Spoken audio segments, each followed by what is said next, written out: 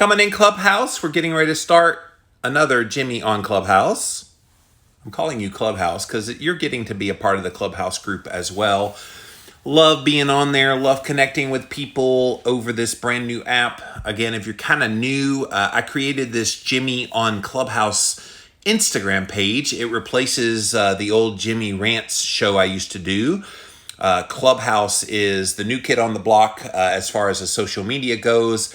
And it's a really nice kind of app. If you can get on there, if you have an iPhone, and if you get an invitation from someone who is already on Clubhouse. They don't give us a lot of invitations, about 2 or 3 a week is about the average that I've gotten. So in the meantime, for those of you who can't get on the app, I'm doing this page so that you can keep up with all the fun stuff happening over there. But we are doing a 7-day fast. Hello, Norma and Jay Jones and Kitty Caddick and Yellow-Eyed One. Thank you all for being here today. Did I get everybody? Yeah, that's everybody that came in. Thank you guys for being here. Hello, Kimberly. Thanks for being here as well. Yeah, gonna be fun. Day 3. Hope you guys are doing well. Let's get this show on the road. And here we go. Hello, you guys. Come on in. Keto for the Soul is the name of the room here on Clubhouse. And we got a great update. Of course, my voice is going to start going crazy on me as I'm starting a Clubhouse room. That's fun. Hello, Dr. Caitlin. What's going on? Hello. Hopefully this volume thing is Yes, figured out. you sound much better, my dear. I meant to tell you that the other day, but you sound great. Hello, Dax. Perfect. Dax with the brand new picture. What you got, buddy? Yeah, because I'm feeling brand new today, Jimmy. Yeah. Caitlin doing today? Caitlin, he asked how you're doing. Oops, sorry, I just walked away from my phone real fast. You're not I'm allowed. great. How about you? But remember, it's the wrong time of my cycle for me to do a water fast, so I'm not water fasting. So I'd love to hear how you guys are doing on the water fast. Yeah, I have a story to tell, but I want to wait till we get a little more people in here first. And it's definitely wonderful. And hello, everyone. Welcome to the Keto for the Soul room. Click on the greenhouse at the top of the page there, and you can subscribe to this wonderful Clubhouse. I hang out in Keto for the Soul all day long. I hop over some of the other places too, but this is my home. I love Keto for the Soul. Hope you guys do too. Definitely come follow me and Dr. Caitlin and Dax. We are going to be the ones providing all kinds of information about fasting. And if this is your first day here, we are in day number 3 of a 7-day fast, a water fasting challenge that I decided to put up. I have not long fasted in a little while, partly because of the stress that was 2020. And I've had a personal issue in my life for the past year and a half. But I thought, you know what, the time's right to try again. And this is such a key piece, Caitlin, that sometimes people are afraid to try something again when they didn't get a good response from it. And fasting is the perfect example of that. You might not be ready for a fast at one point in your life. Like you were just saying, you're in your time of the cycle where it's not very smart. But then some other time in your life, it could be the exact thing that you need. 100%.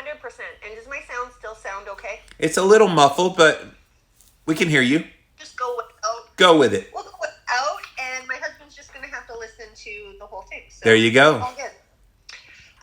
You're 100% right, and a lot of it has to do with, especially for women, are you in the right time of your cycle? Because if you're not, you can be fighting an uphill battle, making it miserable for you to try and do, especially a long-term water fast. So mindset and the right time of the month, not to mention what else is going on. If you're super stressed and dealing with a ton of things, water fasting might not be the best thing for you to do right at that time. Yeah, and Tom is a you-know-what. For all you ladies out there, I remember when I first got online and I was in forums and they're like, yeah, my Tom was horrible today. I'm like, Tom? Does everybody have a bad husband named Tom or something? But time of month, yes. Dax, how's your time of the month?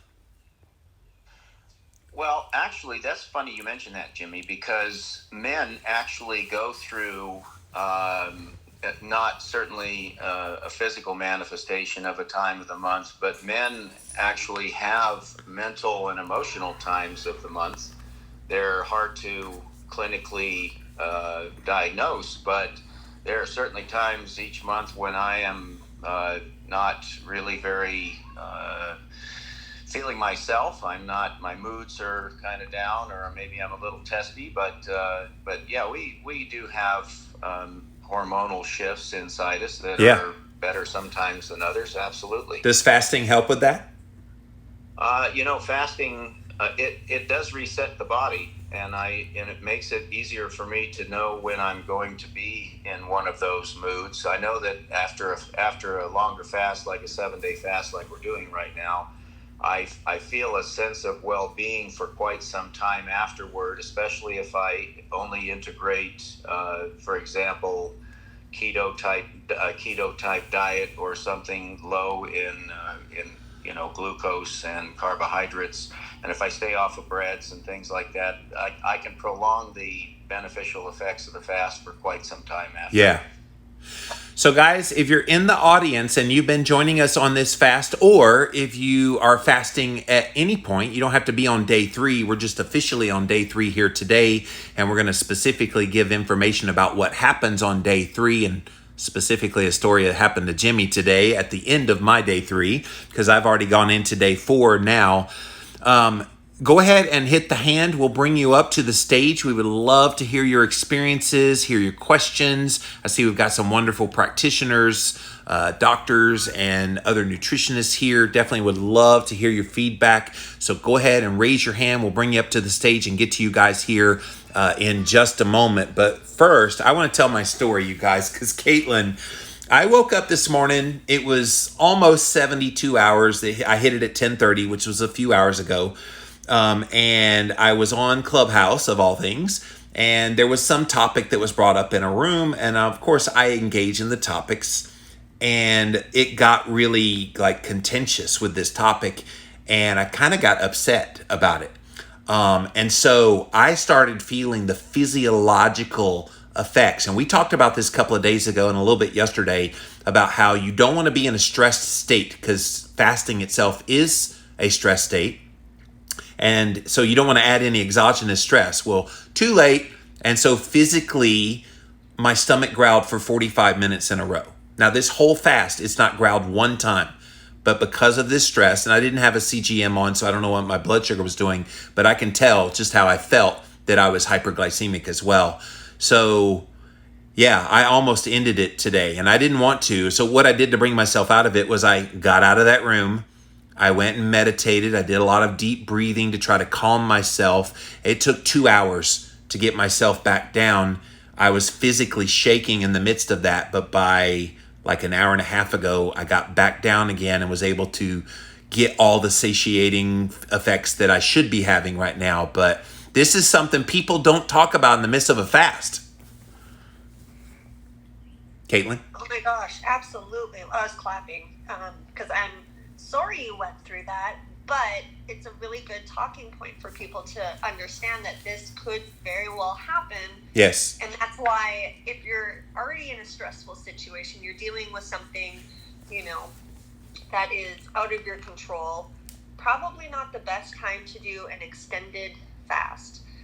So being mindful, and ultimately what your body was doing, the adrenals kicked in. Yeah. It released a whole bunch of cortisol, a whole bunch of adrenaline, and you being in a water fast and being a seasoned faster, your body was just like, whoa, look at all these hormones, got overstimulated, and unfortunately that was the outcome. But good on you to know what to do to calm yourself down, bring yourself out of that fight or flight situation, so that you can, feel much better, because that couldn't have felt any good while you were going through that. Oh, it sucked. And Jennifer up on stage, I had to interview her shortly after it happened. And so, Jennifer, did I do okay? Did I seem back down to normal-ish by the time we talked? Yeah, you seemed great. I felt like I was really low on energy. This is probably my toughest day so far. I've been feeling really lightheaded, fatigued, some muscle aches. Yeah. I'm really feeling it today. And that's normal. Is that normal? Yeah, that's very normal. And Dax, you'll agree, Day 2 is the roughest, but I think day 3 has a carryover effect for a lot of people. Yeah, Jimmy, I was going to mention that yesterday I technically finished my empty state second day last night at about 8 o'clock, which was my 48-hour mark. But at 42 hours earlier in the day, I started to develop what I knew was coming, and that was a really bad headache. Yes. And it crescendoed about midnight and finally started to subside about 5 o'clock this morning. So I was very grateful for that, but it was pretty intense. And, of course, because you know what is going on, you don't panic. Right.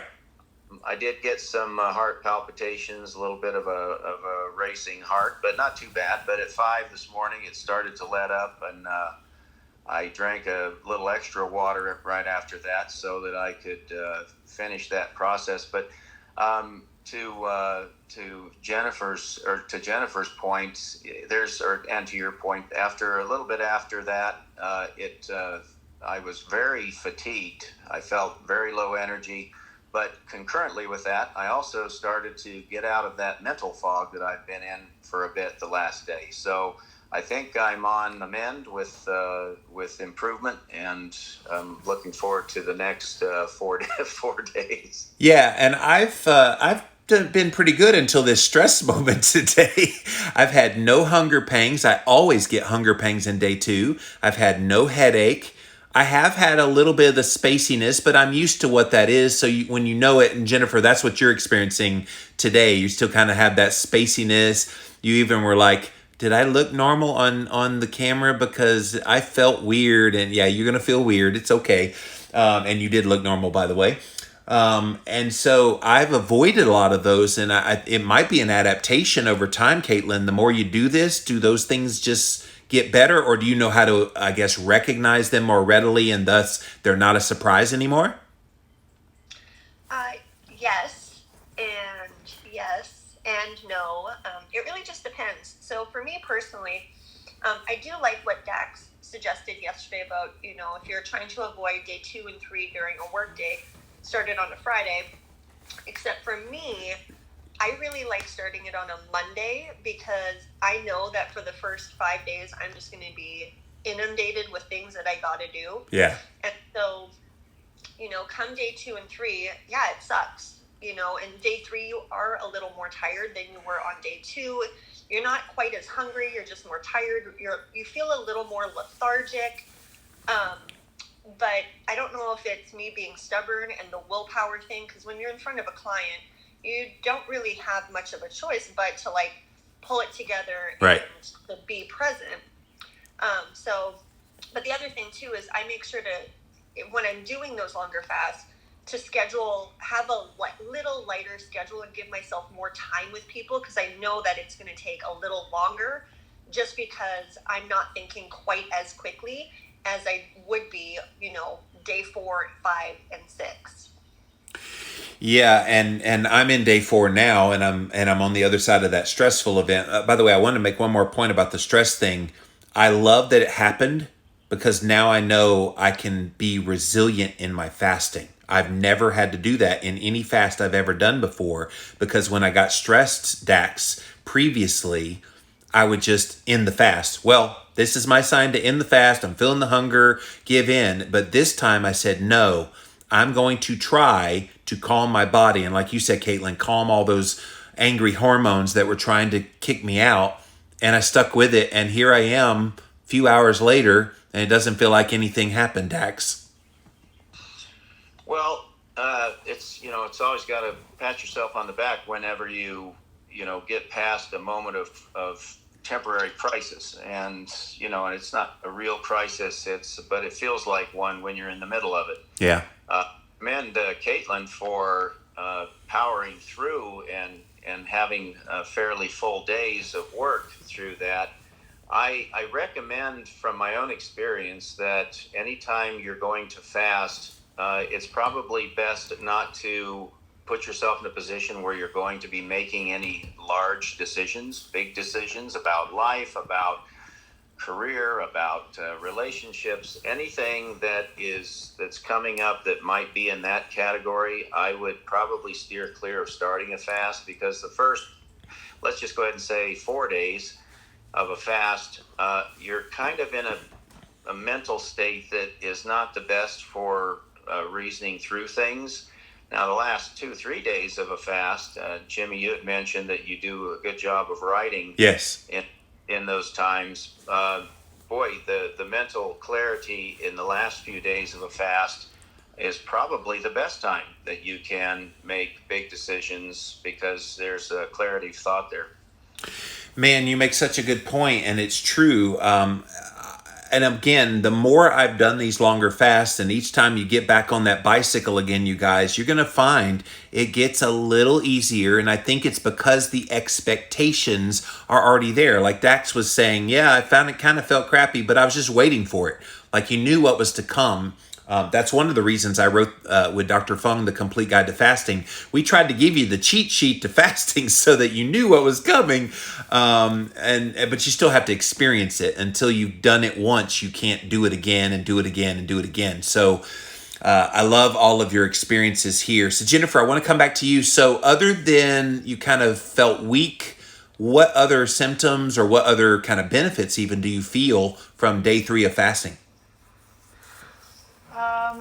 Well, I think I did feel heart palpitations. I did not have coffee today, and I think that may be partly why I'm struggling so much today. Is I do typically have 1 to 2 cups of coffee every morning, and I think that coming off the caffeine may be as much as what I'm dealing with as the no food. But I haven't had a lot of hunger feelings. I think my hunger has been more mental. Yes. Just thinking, oh, well, it's dinner time. I should eat something. But boy, today I think the combination of being on day 3, no caffeine, I'm just feeling really fatigued, and I probably didn't do a super smart thing. I ended up coming over to our family cabin. I drove over yesterday, and our family cabin is at almost 7,000 feet. Wow. And normally the altitude, I'm really accustomed to going back and forth with the altitude, because I live in Boise, and that's at about 2,700 feet. So there's a change there. But I think the fasting, the no caffeine and the the no caffeine and the altitude is what's really combining to hit me today. Freudian slip, alcohol. She's dreaming of alcohol, Dr. Caitlin. But, Yeah, I guess so, yeah. But yeah, she makes, a great point as well that, here she is used to having coffee and having that caffeine hit, and then she starts this fast. I almost think it would be beneficial, maybe a week leading up to going on the fast, titrating down, at least trying to, as much as possible, if not completely eliminate those caffeine things, so you deal with some of that headache and some of the ramifications, so then it doesn't get exacerbated during the midst of the fast. Dr. Caitlin? I love that. And that's actually what I tell people to do with pretty much everything, like titrate down your carbs, increase your fats, increase more of the protein, decrease the caffeine, decrease the sugar consumption, because it is going to make the fast so much more gentle on your body, and you're going to have an easier time. Not to say that it's going to be easy, but it will be a far easier transition for you to go from, sugar burning to fat burning, along with not necessarily relying on that caffeine, because caffeine is very it stimulates us. That's really what it does. And so if we're constantly relying on that stimulation, our body's having to figure out, wait a minute, you're not feeding me, and you're not giving me caffeine, and you're not. So I love the idea of titrating down some of those other things. It really does make a huge benefit in, most of my clients when they do that. And Jennifer, that's a lesson for the next time, that maybe you come off of that a week or so ahead of time, so that then by the time you get to the fast, you're not also dealing with the fasting symptoms and the withdrawal from caffeine symptoms and the altitude symptoms. I meant to ask you, Caitlin, the altitude make a difference when you're fasting?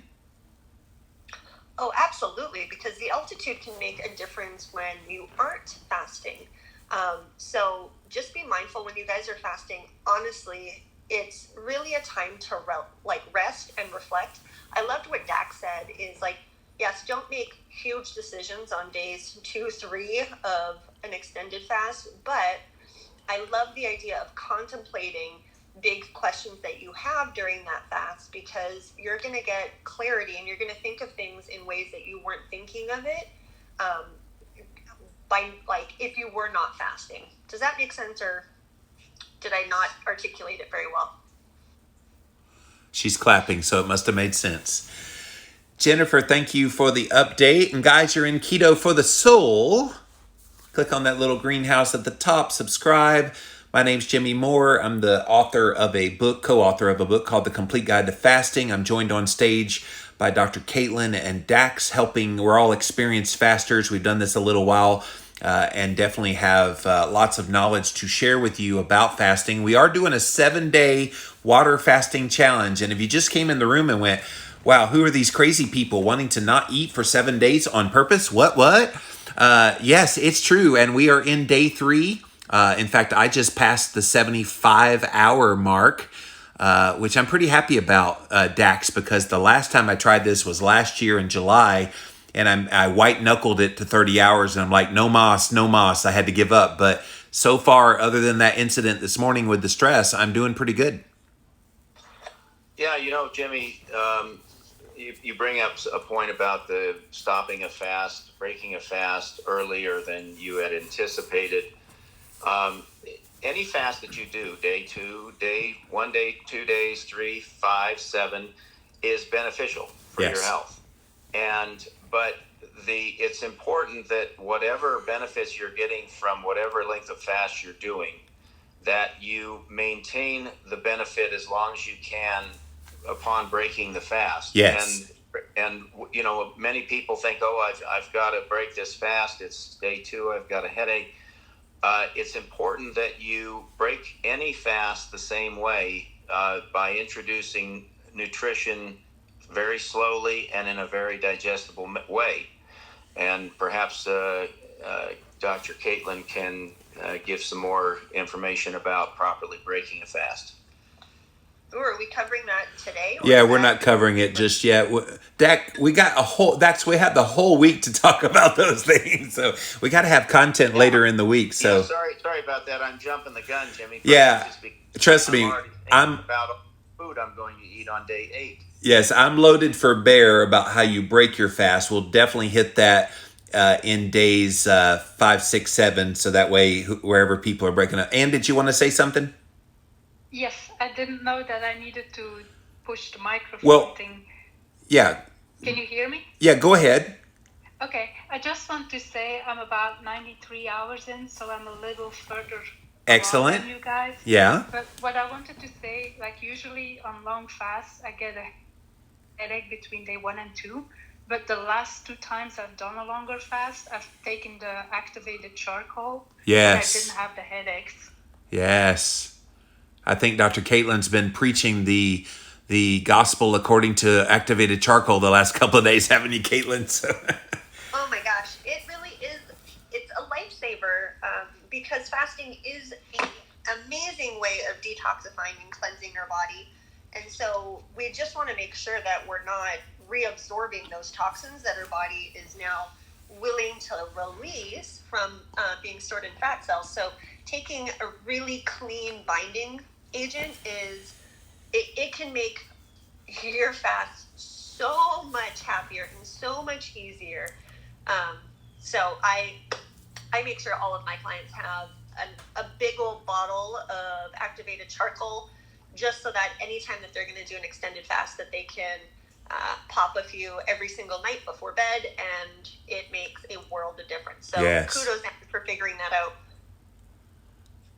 Well, I actually heard it on your, like on Clubhouse. Yeah. Because I didn't know about it, so excellent. Thank you all so much for the information. I'm glad it helped. Dax, did you want to say something? Yes. Caitlin, you'd mentioned a couple of brands that you like. Could you reiterate those for us? Sure. The ones that I use, just because they've been third-party tested, because I'm a stickler with purity whenever I'm taking anything. So I like Bind, Bind. And then if Bind is a little too strong, because it can be for some people, True Carbon Cleanse is another one. It's a little lighter for descriptive purposes. So people that have a hard time taking a charcoal, it makes them constipated. Then I would go to like True Carbon Cleanse, which is fantastic. And if anybody wants to know where to get it, just DM me and I can point you in any which direction that I can best support your fasting needs. Yes. By the way, yesterday I mentioned about the diarrhea, so I backed off on the salt and it fixed the issue. So it was definitely too much salt. But see, that's the battle, because I get to the point in the fast where I need the salt, and especially day 2, 3, it was pretty rough. Those were the roughest parts. And so I salted to try to mitigate it, and it worked. But then the counterbalance to that is, how much salt is enough to make sure those symptoms go away, and yet I don't get that. So I think I'm the kind of faster that needs that more salt, and I just have to put up with the diarrhea in day 2, 3, so that now that I'm here in day 4 now, I just started day 4, I'm able to not have to do as much salt and still feel pretty good. Hey, Jimmy, I was going to mention too on day 2, 3, as soon as I start getting the headache that, for me at least, I normally get, I start doubling up on my water. Yes. And I notice that can decrease the length of my headache by at least 50%. Yeah, I drink a lot of water. Like, water and salt are like my magic elixir, Caitlin, when I'm doing a fast. And it's wonderful. See, it's interesting because I'm going to pose a question to you both, and I don't know if you'll know the answer, but then I'll tell you what I've seen clinically with my clients. Okay. Do you find individuals who have excess weight to lose, and I'm talking, 50, 100 plus pounds, that they tend to need more water and more salt Yes. than individuals who don't? Yes. Yeah, I've seen that. Yeah, that's been my experience as well. And so what I always tell people is go off of what your body is telling you. We're preaching drink your water, eat your salt, but if you feel really good, don't do it. Because when I look back at how much water and how much salt I'm drinking, or how much salt I'm taking, it really depends on how I'm feeling and what's going on. So the more stressed out I am, the more salt I need. Well, and there is an argument for staying ahead of the hunger. That's one thing that Dr. Fung and I wrote about in the Complete Guide to Fasting is don't wait till the hunger hits, because then it's too late and you have to kind of deal with that. If you stay ahead of it by staying hydrated properly, by staying salted up, then you can kind of mitigate some of those issues. Yes, there is definitely, that definitely helps, and it definitely will make your fast easier, especially for newcomers. For those that have been seasoned fasters, I always challenge, play with it and see what you do and how you do. The other thing that I tell my clients for headaches during fast, especially whether it's caffeine related, I love peppermint oil on the bottom of your feet. It doesn't stimulate any type of hormones or ghrelin or stomach acid or anything like that. You can even put a little bit on your temples, and that can really help soothe the headache and get you through while the salt and the water is doing its job. Oh, I love peppermint essential oil. Reminds me of Christmas because of all the candy canes. Well, guys, go ahead and hit that hand at the bottom if you have a question about fasting. If you're in the midst of a fast, we want to hear your journey, and we'll get you on stage here in a minute. We are also simulcasting over on my Instagram page, Jimmy on Clubhouse. So a lot of people can't quite get on Clubhouse yet. They don't have an iPhone, or they haven't been invited by someone on Clubhouse. And so I created Jimmy on Clubhouse over on Instagram, so all my lovely people over there can enjoy the content. Norma says, it's been a rough day for me. It's day number 3. And that's always bad for me. So I think we talked about some of those things already. Hang in there, Norma. You're doing a great job. Dr. Kat says, oh, my endless love for fasting plus all of this support is just wonderful. Well, you know that's my jam. Support is what I do and what we all do, why we're all here. I feel so blessed. I love my coffee and I drink it every day, but absolutely not when I'm fasting. But I do make sure my beans, the coffee beans, are very high quality, only organic, fair trade, light roast, quality matters. Yeah, I suppose if it's a crappy coffee that could stimulate some hunger, Caitlin. Oh my goodness, not to mention if it's a crappy coffee, what will happen is you have the potential of absorbing not only pesticides, which will drive inflammation, but along with mold. There's a whole other topic there. Right. So yeah, if you're going to drink coffee, make sure it's a clean source, good quality, and ideally a medium or a light roast, because you're going to get a higher antioxidant brewed cup of coffee than you would from like a dark roast. Yeah. Yeah, it's Dave Asprey's been talking about mycotoxins in coffee for many years. All right, Marcus over on Jimmy on Clubhouse on Instagram. I last ate Sunday night. I had coffee Monday morning, decided I would join at the last minute, having serious caffeine withdrawal just like you, Dax. Hanging in there, salt water is helping. So yeah, that's that Soleil water we were talking about on day one. Kat says, no salt, never, and not that much water, just a bit extra weight. Cool. All right. It's so funny getting them out of context. That's why I like the Clubhouse, because I can just talk. That's in context or it's out of context. So, Dawn, you're up. What you got for us, sweetie? Good day. I was a little bit late joining, so I'm not sure if you talked about this.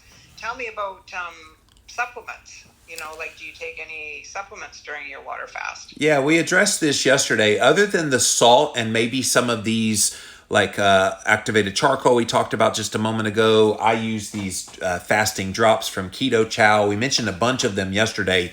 We did address supplements either yesterday or the day before.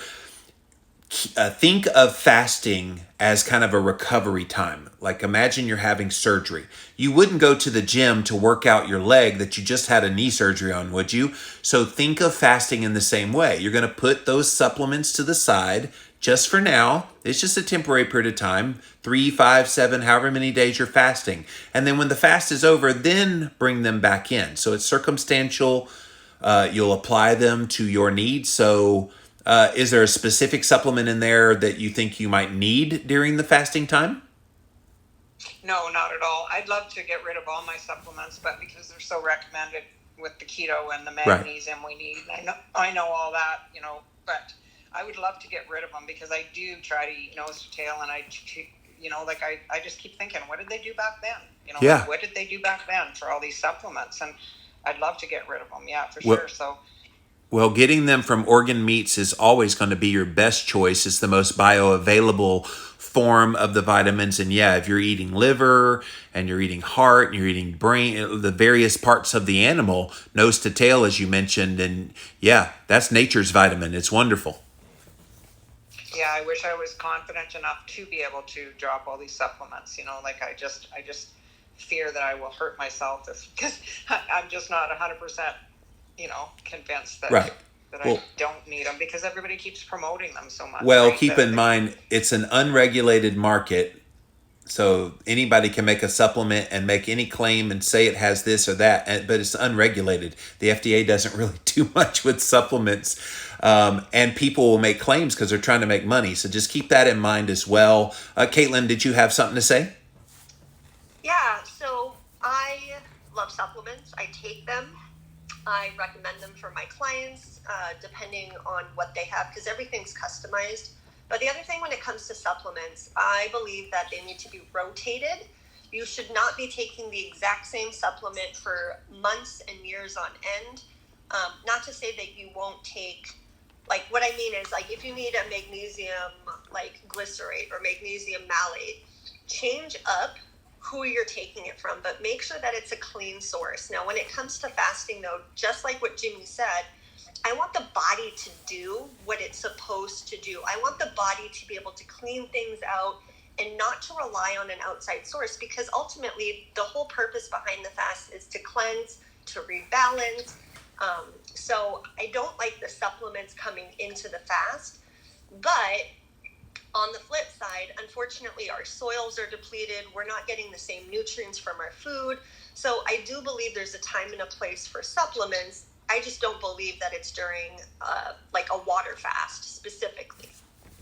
Good advice. That's awesome to hear. One more quick question. Sure. You mentioned Soleil right when I was getting on here. Is there a difference between making the Soleil water and taking, let's just say, 5 times a day, you take half a teaspoon of salt and then chase it with water? I'd rather have the salt under my tongue, let it ooze in the mouth, because then you get this sensation that you're eating something without having any physical nutrition coming in your body. Right. So there's not really a difference having it already dissolved in the water. Okay. Awesome. Yeah. I'm totally pumped. Get it. I mean, I'm totally pumped to do this fasting, like to get on board with it. I mean, I've played with it a little bit, but not these long extended fasts, just because I am worried about, being postmenopausal with hormones. I eat a lot, so I know that I'm protective in that sense, but I just fear, because I am, I don't have a lot of weight to lose. And so I just don't. Keep in mind, this is not about weight loss. This is another misnomer when it comes to fasting. You don't fast to lose weight. And postmenopausal, you want to kind of normalize those hormones. Fasting does this, and you boost growth hormone. There's so many benefits. Definitely look into it some more. There's a lot of fasting resources out there. I happen to think I wrote one of them, The Complete Guide to Fasting. Learn a little more. I would love to hear your experience if you just give it a go. Most people are trepidatious, Dax, about even trying one because of a lot of the concerns that Dawn is mentioning. Give her some inspiration and a little bit of motivation, a little kick in the butt about why she should try this. Yes, Dawn, the experience of fasting it's kind of like being in a part of life where you go through some difficulties and you come out the other side stronger and better for it, and with more knowledge and wisdom about how to deal with such things in the future. Fasting is a bit of a microcosm of that. You'll enter the fasting state seemingly, it's okay, I'm a little hungry, but I'm feeling all right. And then you'll hit day 2, where that's where the most of the traumatic events will happen. The headaches, feeling of lightheadedness, not feeling quite yourself. And that's where you have to just buckle down and say, I'm doing this for a reason, and focus on the outcome and what you're trying to accomplish with the fast. And as you get into day 3 and day 4, you'll start to get a new clarity. You'll start to feel a bit of a lightness of being, although you'll probably still feel not too energetic. Because your body is now just burning fat, and so, but you'll start to feel a certain stability mentally, emotionally, and physically that you may never have experienced in your entire life. It's an amazing thing, and once you have completed a longer fast, you'll probably never be able to go back to not fasting, at least periodically. It's a wonderful cleansing. It's like getting a nice bath, a nice soothing bath, and at the end of it, you just take a nice cool shower, and you feel just wonderful all the time. I know that Benjamin Franklin said the best of all medicines is resting and fasting. And so fasting is an age-old methodology for renewing the mind, the body, the spirit, and for overcoming illness and disease. It's truly a remarkable method to make your life better and feel better every day. Awesome. Thanks, Dax. It gets me pumped. Are you pumped now? I really am, and I'm not afraid to challenge myself. Good. I find that extremely empowering. So, What's the longest you've ever gone, Dawn? What's the longest fast you've ever done? 3 days. 3 days. Okay, so you've done an extended fast before. All right, so I'm going to challenge you to go 5. Yes, but I will say in that 3 days too that I drank coffee too. So I mean, Oh, that's okay. Hey, if that works for you, like none of us up here are purists. We like to do water fasting, all of us. But if doing coffee helps get you through it and you don't have any negative ramifications, I don't think any of us will disagree with that, doing that, as long as it's plain coffee and you're getting those benefits that you're looking for. Awesome. Then I will do the 5-day. All right, Dawn, I'm going to hold you to that. Okay, thank you. Thank you, Dawn. Can I take 1 minute and just explain when women should fast? Yes. Like based on their age and where they're at in Yes, their cycle? please. Perfect. Thank you. Because this comes up a lot. And unfortunately, I was in a group yesterday and got, I guess reprimanded might be the best way to explain what happened. They essentially said that fasting is not safe and most people shouldn't be doing it. And that is unfortunately not the case. The thing about it for women is we just have to do it a little differently. Can we water fast? Absolutely. Can individuals who are a weight in which they are happy and they want to stay fast? Absolutely. Fasting, albeit an amazing way to lose weight, just like you said, Jimmy, it's not the only reason to fast. There's so many other reasons, and I'd love for you to dive into that in just a second. But ultimately, women, if you are cycling, and I'm not talking teenagers who just get their period, I'm talking cycling women, the best time to block fast, extended fast, do these 3, 5, 7-day water fast, it's days 1 through about 10 of our cycles. Perfect time to do it because we're not building any hormones yet. Now, days 10 through about 17, this is a great time to do intermittent fasting, 1 meal a day, 36-hour fast, those kinds of things. Days 17, roughly, and it's going to be a little different per person based on your own cycle and where you're at and when you ovulate. But our progesterone building days, so 17 through when we first start bleeding again, we should not be doing extended fasting. I actually recommend going higher carbohydrate. So we're in the Keto for the Soul room. And yes, I am going to recommend that us women eat higher, healthier carbs on days 17 through 28 to support progesterone production. Perimenopausal, same thing. I want you to essentially follow the same type of cycle that I explained for a menstruating woman. But here's the caveat.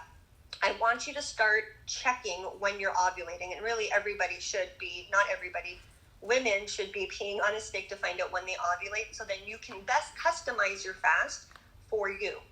Postmenopausal, a little different. Because you're not menstruating, because you're not ovulating, what you can do is use the new moon as day 1 of your bleed and use the full moon as ovulation day. And so if you follow that cycle, you're going to essentially go and follow the cycle that I described for a menstruating cycling woman. You're just going to be going off the new moon and the full moon in order to determine roughly when you could potentially be ovulating. So there is a time and a place. And women, I don't want you fasting, doing extended fast every single month. That will deplete you. I actually don't recommend anybody do 7-day water fast every single month. No. How about you, Jimmy? No, I think that's horrible because if you do 7 days, I think you need to let the fasting kind of do what it's doing. And that's going to be accomplished in those days of feasting that follow. I think the nutrition that leads into a fast and goes out of a fast is just as important as the fast itself. I hope you hear that clearly, guys.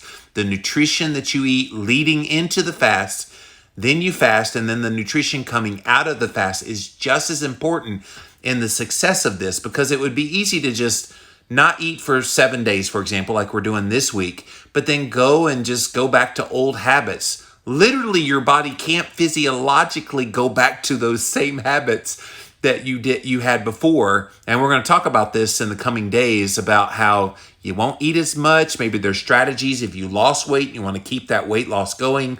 There's very specific strategies that you can do.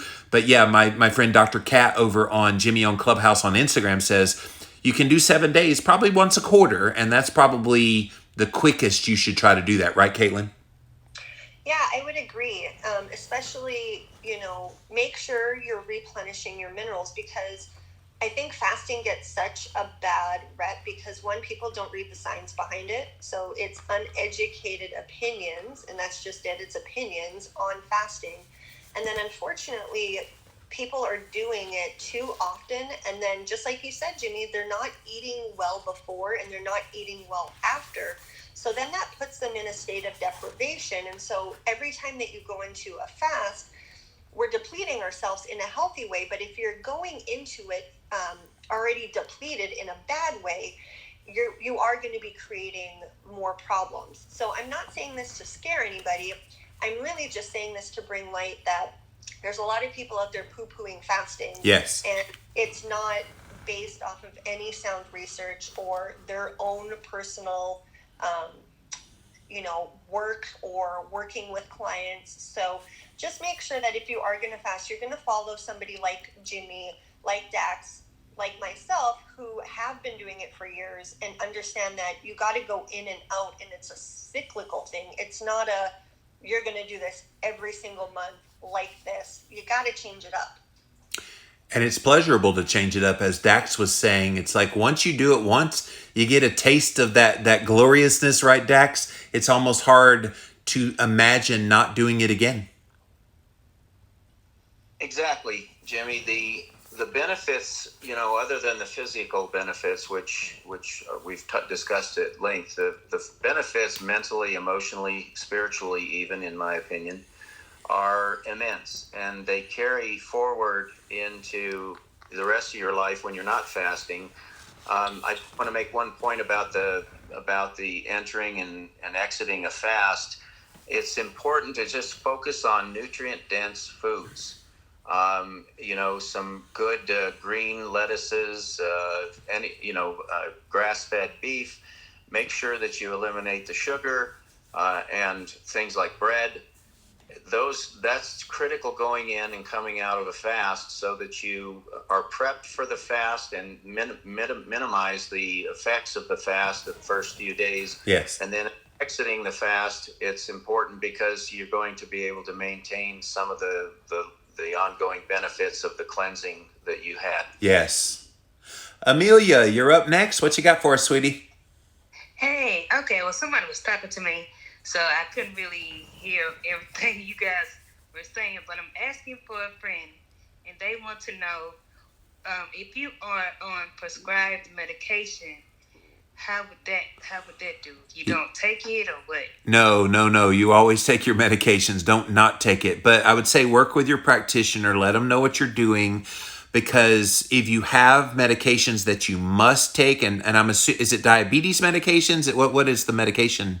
Just curious. I think they are taking lenses and some acid reflux medication. So it's not a blood sugar modulating or an insulin modulating type of drug? Okay. So if it's something that needs to be taken, talk to your doctor about it. Just let them know what you're doing, just for full disclosure. Plus, if you're on medications of any kind, you should always talk to your doctor so they can watch you. And especially those of you that are type 2 diabetic, don't go willy-nilly fasting and not realize that you're going to need to have them adjust your medications. But what Dr. Fung and I put in the Complete Guide to Fasting is if you have medications that you must take even while you're fasting, then we suggest you have about 100 to 150 calories of like a small salad, just a little something to put on the belly so you've got food in there, and then you take the medication. So, Caitlin, is that kind of what you do with some of your clients? 100%, especially just like you said, blood sugar medications, because when you're not eating, your blood sugars are naturally going to be lower than if you are eating. And so making sure that you're still closely monitoring your blood sugar when you're fasting is so important. But also understanding that if you're on blood pressure medications, those medications can ultimately end up being too high for you during the fast because you're not eating. And so just being mindful of it, but yes, 100%, make sure you talk to your doctor, make sure your doctor knows what's going on, and make sure you don't ever stop a medication based off of anything that you hear in a Clubhouse room, because none of the Clubhouses is meant to diagnose, treat, nothing like that. So just be mindful. Okay, and one more question. Pink salt is okay, right? Yes. It's real salt. It's welcomed. In fact, if you have the rock version, Amelia, you could. Caitlin said this on day one. If you have the rock version, just stick that under your tongue and like suck on it like candy, and it's so amazing how satiating, how fulfilling just having salt in the mouth can be. Now, not too much like Jimmy did and I had diarrhea all day yesterday, but getting appropriate amounts that would replenish those electrolytes. A lot of times when we think we're hungry or craving, we're actually just missing the minerals and missing the electrolytes. So yeah, that's absolutely okay, Amelia. All right. Thank you, Amelia. Brian, you're up next. Hi, good afternoon, Jimmy. How you doing? Hey, bud. How many hours are you in now? Oh, boy. My last meal, the last supper, I should say. Sorry. 7 o'clock in the evening on Sunday. So, okay. Gosh. So you're coming up on 3 days. You're in the 60s now. Yeah, good job. Yeah. Oh, my gosh. I feel amazing. Absolutely amazing. I just wanted to check in.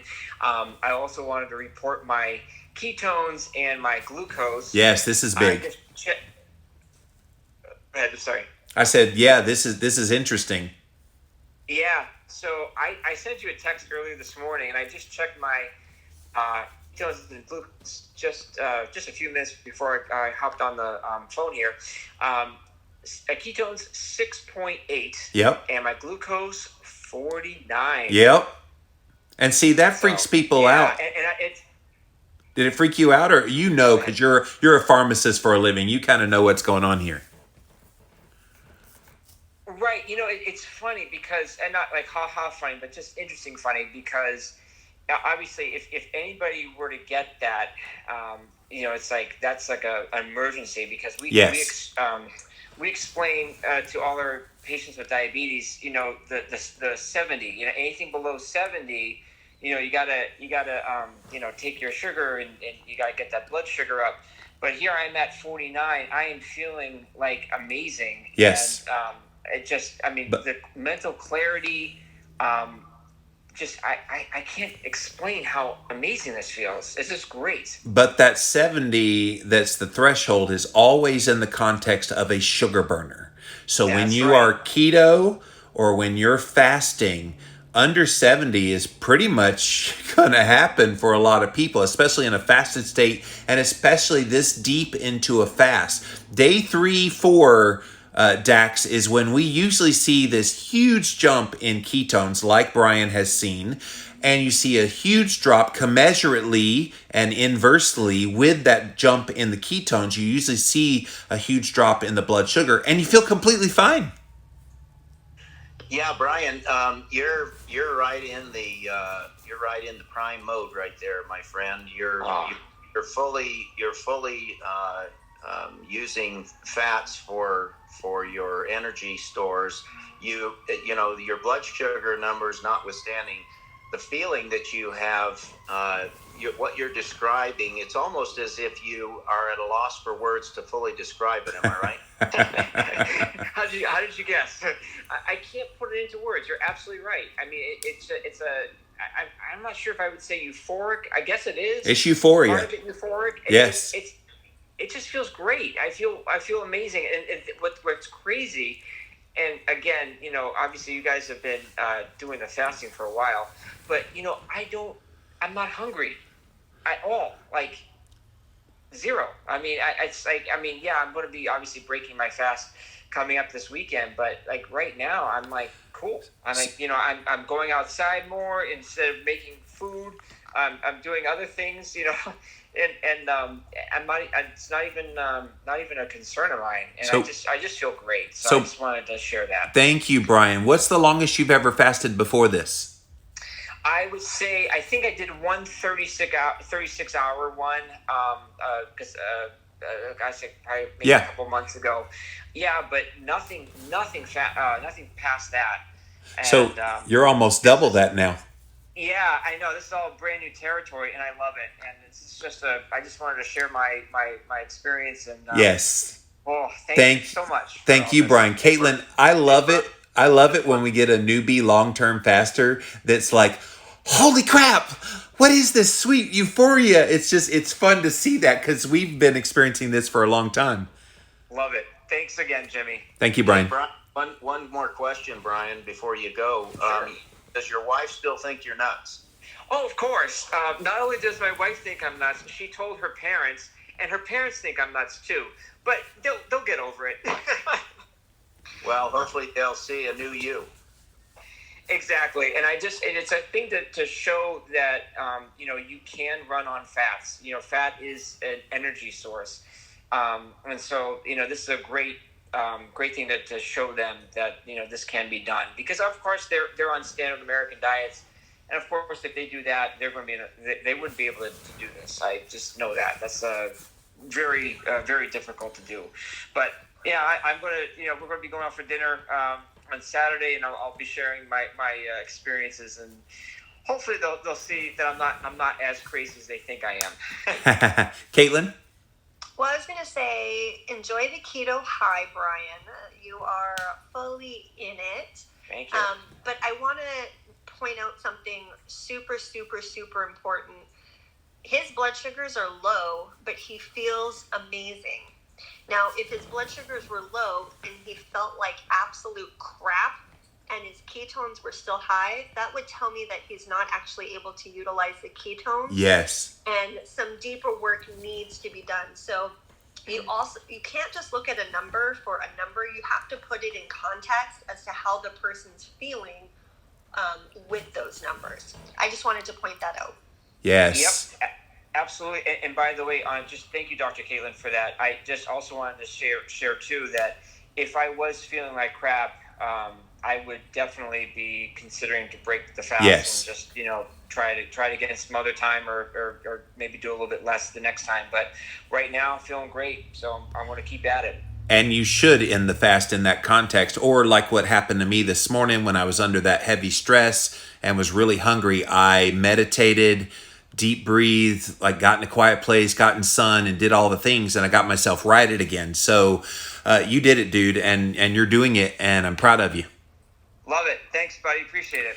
By the way, thank you, Brian. By the way, Caitlin, I remember being at a conference one time where Dr. Jeff Volek, one of the premier ketogenic researchers out there, he told this story that there was this study. Now, they could never do this study now because it would be wholly unethical.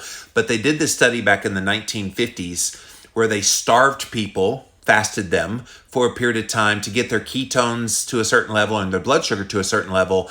And then they purposely shot them with insulin to bring their blood sugar down so they could prove the point that it was the ketones sustaining them and not the glucose. Their glucose got in the teens and they were fully lucid. They were perfectly fine. In any other context, that would be a coma and close to death. But they showed that the ketones actually step in the place of that glucose. So those of you that see higher ketones like Brian did and lower blood glucose, don't freak out. The ketones are doing their job. Yeah, I heard that study and I was like, holy moly. Because in nature, we're very rarely in a situation where we have high ketones and high insulin. Right. The only time that would happen is if we were fasting and then in a stressful position or stressful state, kind of like what you were in. Yeah. But that should only be short term. So any type 2 diabetics out there who's taking insulin, please be mindful. Like, be very careful. Yeah. And your body will scream at you like it did mine today. And you do all the things to try to right it. I was this close, Dax. I was this close to ending the fast today, but I stuck with it. Pam, you're up next. What you got for us, Pam? Hello. Hey. Okay, I didn't realize this was like an actual fasting challenge, so I'm not trying to do that yet. That's okay. No worries. People are here to educate themselves as well. So what's your question? Okay, I'm building myself up. I can fast pretty easily, 1 day a week, water, and I usually have about a tablespoon of fat spread out over the whole day, like, a teaspoon in a coffee in the morning, that kind of thing. That seems to help me. Okay. So if you have any comments about that, that would be a first question. And the second question is, and I get benefits. I mean, I feel great that at this day, I'm doing it right now, and I mean, I can really notice it. I'm trying to come up with a quote-unquote ideal fasting schedule. I'm not going to be a gung-ho person, but I figure probably 1 day just basically kind of gets me, over a hump or something, and has some level of benefit. Probably 2 days. I know that day 2 is when you feel terrible. So probably a 3-day fast is all I'm ever going to want to do. What kind of frequency? I mean, it's really convenient to have a 1 day fast because it's 1 day a week, and that it's very easy to kind of be psyched for it and everything. Yeah. But if you're doing a 3-day fast, it's like once a month about what you should do. I'm a postmenopausal woman. Yeah, I think 3 days once a month would be fine. But even 24 hours, that's called OMAD, 1 meal a day. And a lot of people do those a couple times a week. And then the intermittent fast. Some people do kind of a little mini, like you were talking about, 3-day fast from time to time, about once a month. What we're doing this week is a 7-day fast, and we were talking about doing that maybe once a quarter. Just mix it up. Now, let me go back to your first question about the fat, and I definitely want to hear what the panelists have to say. You think you need a tablespoon of fat throughout the day? I think you're using it as a crutch, quite frankly. You'll be surprised how well your body will tap into your own body fat stores that you don't need it. Now, are you messing with the ketogenesis of all this? No. If anything, you're probably enhancing your ketone production by having that little bit of fat. But what you're telling your body is you're not fully in a fasted state. You're feeding it a little bit. Now, a tablespoon, Caitlin, is what? 200 calories, 250 calories, whatever it is of the fat. And so we're not talking about gobs, but it could be counterproductive to the goal of the fast, right, Caitlin? Yeah, I think it really depends on your goal. So whenever someone talks to me about fasting and what fast is best for them, it's what is your goal? What is the outcome that you're looking for? And so, initially, if you're going from like a standard American diet into intermittent fasting, increasing your fats and maybe using fats might be a good crutch, a good bridge into getting into it. But as you progress, I always challenge, every single person to continue to challenge themselves by, eventually doing like a 24-hour, just like you said, with water only instead of fats. Going to a 36, going to a 48. So not necessarily jumping into these longer fasts, but constantly push and challenge yourself. Pam? Okay, well, thank you. Okay, that makes sense. I say water fast. This shows you what maybe I am. I drink coffee and tea too, so it's like, blending up a little bit of MCT into my coffee, and it just makes me mostly, probably it is psychological, making me feel undeprived. I'm going to challenge you, Pam. Next time you fast, try to do water and salt, just so you know how it feels, because right now you're holding on to that panda bear I see next to your baby in your picture. You're holding on to that bear because you feel like you need that for comfort. That's what the MCT is giving you. Try to let it go and see what happens. I think if you want to keep the coffee and the tea, that's fine, although they are diuretics and will suck water out of your body, which could be counterproductive when you're trying to fast, but it's all worth a try. Anything you hear us talk about, it's worth trying at least to see how you do. Okay, and I guess another question would be, I tend to use real salt. It's the brand. Yeah, of course. That gives me electrolytes and everything, and that's just as good as the Himalayan in this case. Oh, yeah. That's what I have right next to me right now is a little plate of Redmond's real salt. Yes. Okay, thank you all very much. Thank you, Pam. Anna, welcome back. How are you? I'm good, and I wish I could have joined you guys on this challenge, but my question actually has to do with this. I have fasted, and I've done several 7-day fasts because I'm autoimmune, and I have 5 autoimmune diseases. And for about the last 2.5 years, I've mostly been off all my medications except for one medication for my Sjogren's disease.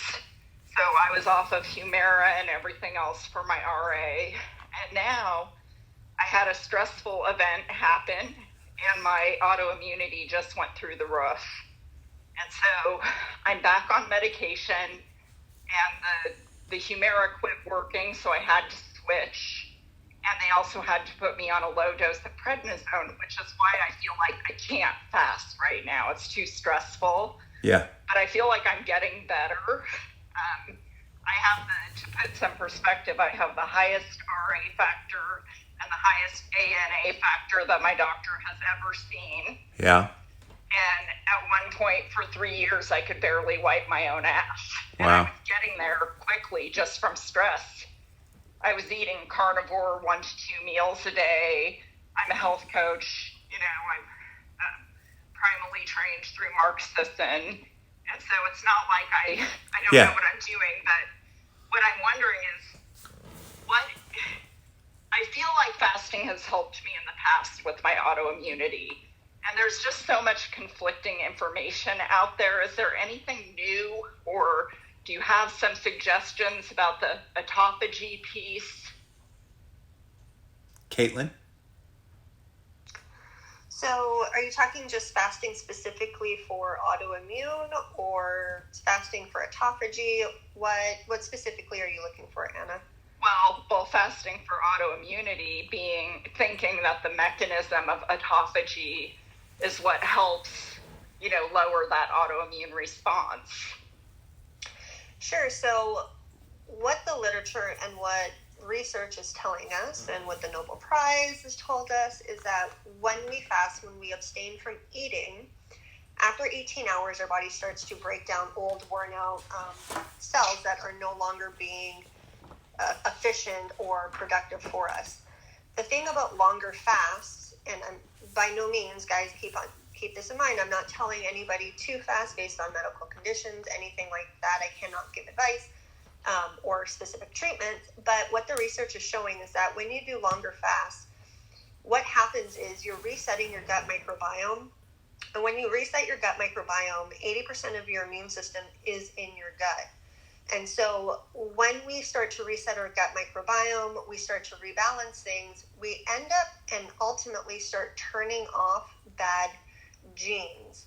So this is where the longevity comes in. So maybe instead of doing, jumping in and doing a water fast, somebody who is in an autoimmune flare-up, it might be wise to maybe go and do fasting mimicking or a partial fast to start to benefit from the autophagy, to benefit from downregulating inflammation, downregulating the immune response, to give your body time to heal before you jump into a 5-day water fast, 7-day water fast, because it is a stressful event on the body. Can it be beneficial? 100%, but you got to do it at the right time. Did that answer your question, Anna? Very well. In fact, I've been eating, mostly since I've been in my flare, I've been eating a little bit lower protein and much higher fat. And when I do measure my ketones, they're up there, and my insulin response, I'm sure, is very low. And like, I can't remember his name, but my blood sugar always runs in the 40s, maybe 40 to 85 is kind of my normal. Wow. So, well, the other thing that I'm going to recommend everybody with an autoimmune condition do, autoimmune conditions are multifaceted, there's multi-layers, and so fasting is an amazing tool, and it is part of my toolbox when I'm working with autoimmune individuals. But there's other things that also have to be addressed, like healing the gut, like balancing hormones, like removing stressors, whether it be toxicity, biotoxins, mold, heavy metals. So everyone's a little different, and you got to address all of the triggers that's causing yours or anybody's autoimmunity to flare up. But fasting and low carb that is 100% one of the things that I do with pretty much everybody in like my one-on-one consulting at one given point or another. Well, I removed the person that was the stressor, so that's always good. But I do want to. Can I ask one more question? Hurry, sure. Yes. The stress response on your gut microbiome. Is there something to that? Yeah, it's a little off topic of fasting. I mean, go ahead, Caitlin. Well, I was going to say yes, 100%, but that is not the right time to dive into that. Thank you. Yeah, we're trying to stay focused on the fasting in this room, but Anna, I'm sure there will be somebody that will talk about microbiome in one of these Clubhouse rooms, but thank you for that, Anna. And guys, you're in Keto for the Soul. Go click on that greenhouse at the top. Lets you join this wonderful, wonderful room. Got lots of great moderators. I hang out in Keto for the Soul all day long. Love it here. My name's Jimmy Moore. I authored a book called The Complete Guide to Fasting, and I'm joined by a couple of awesome fasting experts, experienced fasters as well. Dr. Caitlin and Dax are up here on the stage, and we're talking to you guys about what your questions are. We're on day number 3 of my 7-day water fasting challenge. I just passed the 76-hour mark, so woohoo! And we're all up here trying to give you guys support as well. So Meg, you're up next. Welcome back. Thank you. Okay, so Amelia was talking about taking prescribed medication. I was wondering about vitamins. I'm going to guess y'all are going to say no vitamins, but... Yeah, we hit that one earlier when somebody said, what about supplements? And I gave the analogy of think of it like you're in the hospital recovering from a surgery. You wouldn't go to the gym to work out your legs if you had knee surgery. So think of fasting in the same way. So yeah, and it's only a temporary amount of time. We're only talking however long you're fasting, 5 days, 7 days. Okay. All right, thank you. Thank you, Meg. Janice, you're next. Hi, I'm really thankful for you, Jimmy, for getting me into Clubhouse. Yay. I really appreciate it. Welcome. You got the party hat. And secondly, I'm in with this fast and everything, but I sort of kind of eased in a little bit. I've done a fast like 2 years ago. I didn't do anything last year because life was hectic enough without fasting. But I started Sunday, and then Monday morning, I did have like a bulletproof coffee. I went most of the day after that without water, without anything, without eating, with just water. And then the next morning, I had a coffee, just regular. But then I ate an avocado at lunch with salt, with Himalayan salt on it, because I just felt that little bit of hunger pang. I don't know if I screwed up the whole thing or not, which is kind of my question, because this morning I just had black coffee again, and I'm just drinking water, and I'm hoping that, and I feel great, and I just took my ketones like your other person on here said, and I have a 6.6 ketones with a 57 blood sugar right now, and I feel terrific, but I'm hoping that I didn't blow it with that avocado yesterday. Thank you, Janice. Yeah, Dax, I want you to address this one, because there is this temptation that people have of, well, if I have a little bit of hunger, let me have like a little bit of something to eat, like the avocado with the salt that Janice did. And you did a good choice, by the way. If you're going to choose a food, you chose the right one, a fatty one that kind of took the edge off a little bit. Have you ever felt the need to do that, Dax? And what's the ramifications of that? Because she seems to be doing well. Ketones are spot on. Blood sugar's spot on. Is there harm in doing that? Well, in my experiential opinion, Jimmy, I do believe that that is a partial breaking of the fast. Yes. Because you did initiate a digestive cycle. You did pick a great food to make a mistake with, however, as Jimmy mentioned. As long as you're in the fat category of whatever it is you ate, it will be easier for you to get back into the ketosis state to continue the fast. But in my opinion, I think you did set yourself back a day. It is a temptation when you get the hunger pangs to do something because you do feel like you're starving. Part of that is just your response from years of, and we all have this, from years of eating on a regular basis. And when you feel hungry, you eat. But hopefully you'll be able to continue on and get back into your fast and make it past those hunger pangs the next time. But yes, I do believe that you set yourself back that day by doing that. But Janice, you might be onto something. I wonder if leading into a fast, I never thought about this, Caitlin, leading into a fast, have like some really nutrient dense fats like that to really kind of rev up the ketones, because obviously she's in great ketogenesis right now. Blood sugar is really low. It's almost like it could prime her to do very well if she went on a water fast after doing those things, Caitlin.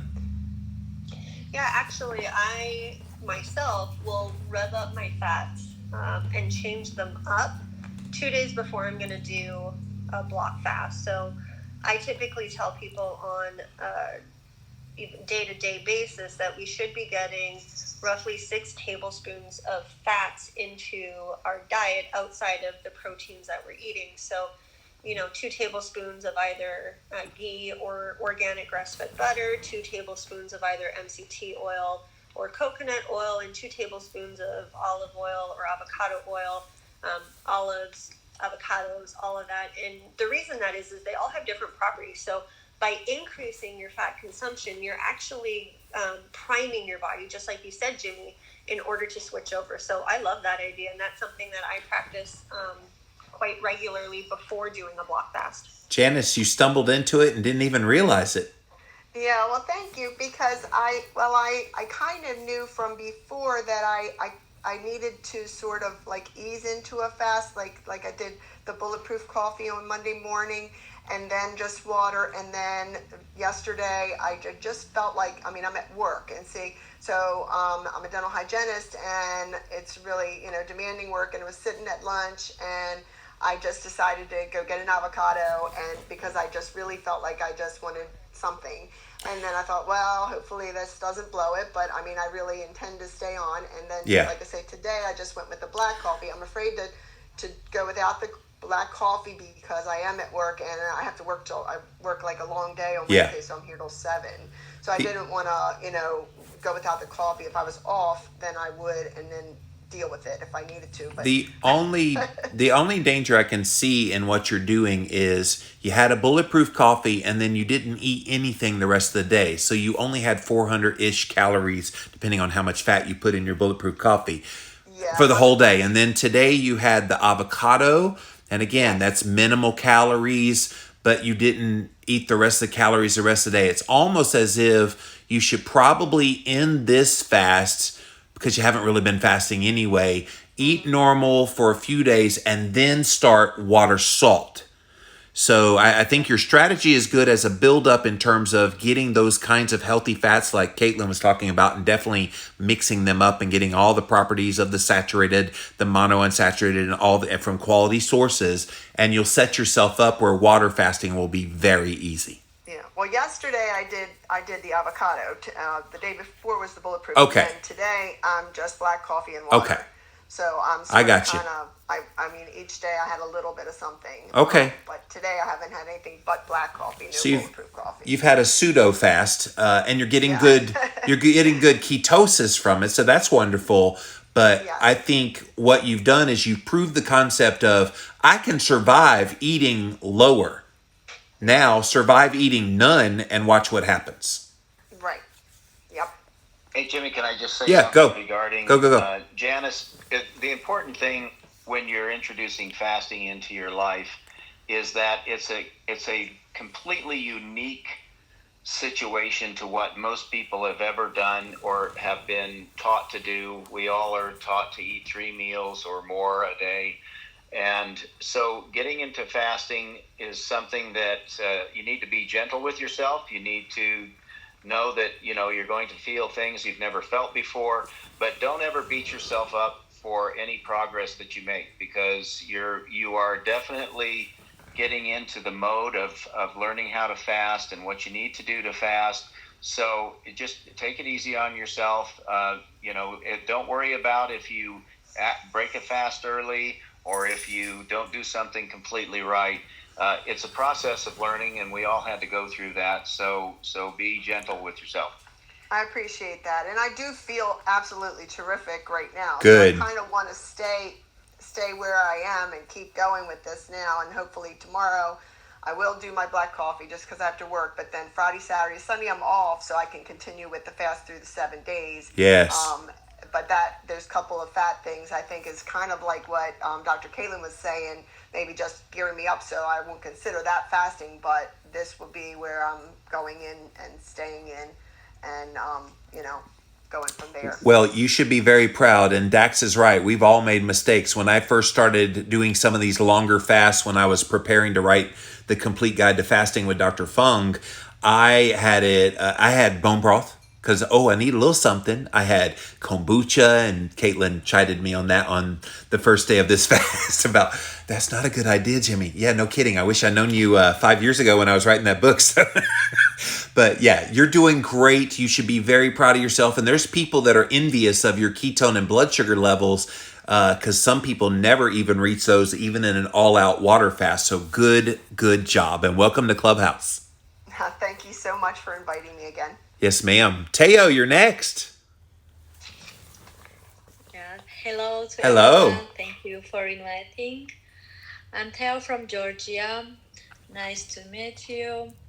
I want to talk about how I start fasting first time. Sure. I was at Turkey and 1 year ago.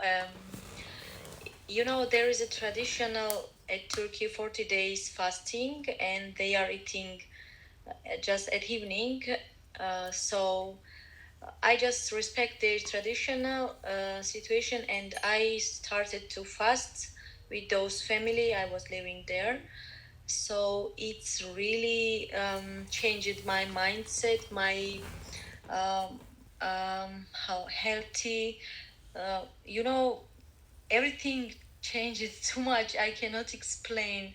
And after that, I was reading too much about fastings. Then I tried a week 1 day dry fasting. I was not eating nothing, just week 1 day. So it was very good also.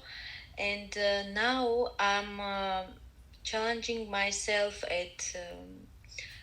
to eat less. For example, I'm eating just 1 day, for example, a week, and then I'm drinking water just. But when I saw this group, it was very interesting, and I came here. So I want to ask you 7-day water fasting challenge. How can I start it? And have it or not?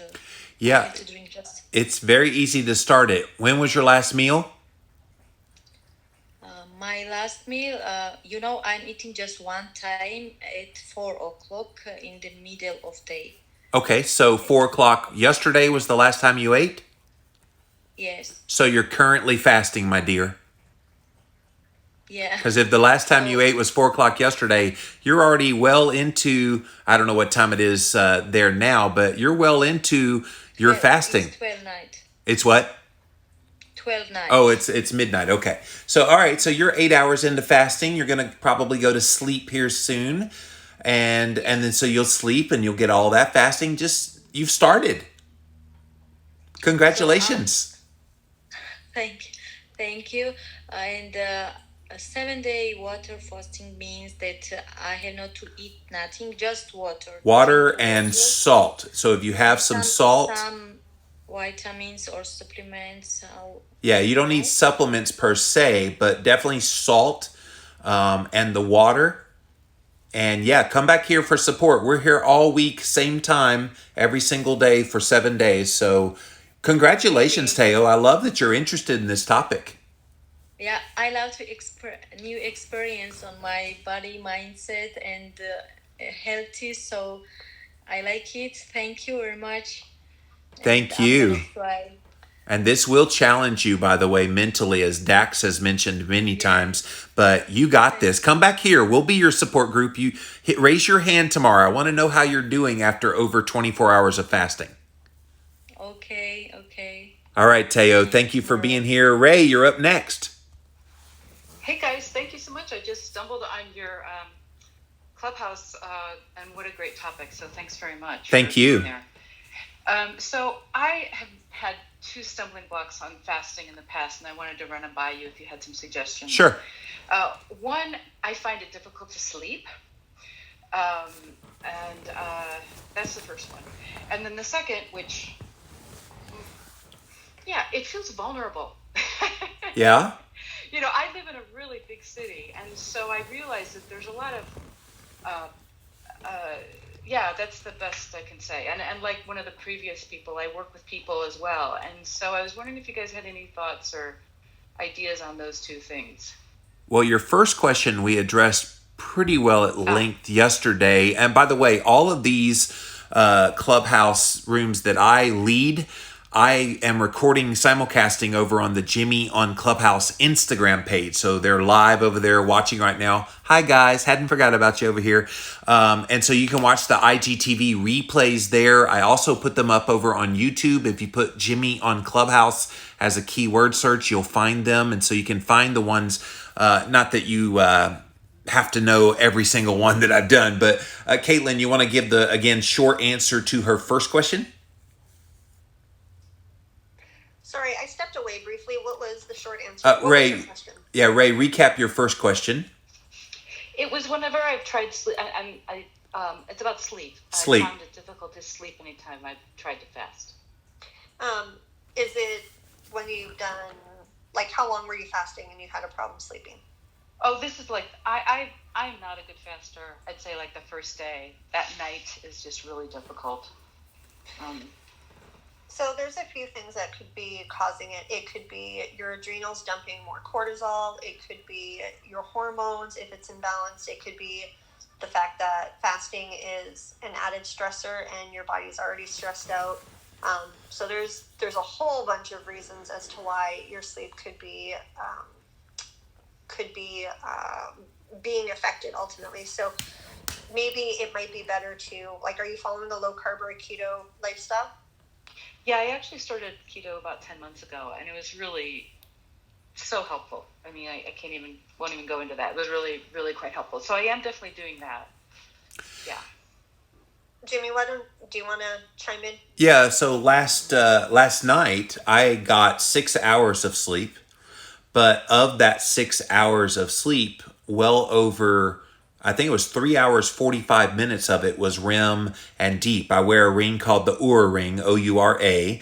Fitbit also has a tracker, and you can see the sleep cycles. And so while it's less sleep, this is what Caitlin said yesterday when this came up, when you might get less sleep in the bed, but because your body doesn't have as much to recuperate from, because you're not eating anything, it doesn't have anything to really kind of heal. And a lot of the fasting is doing the healing for you that you would get in your sleep. And so you're going to get less time in the bed, but it might be more efficient time. My deep sleep, Caitlin, was over 2 hours last night.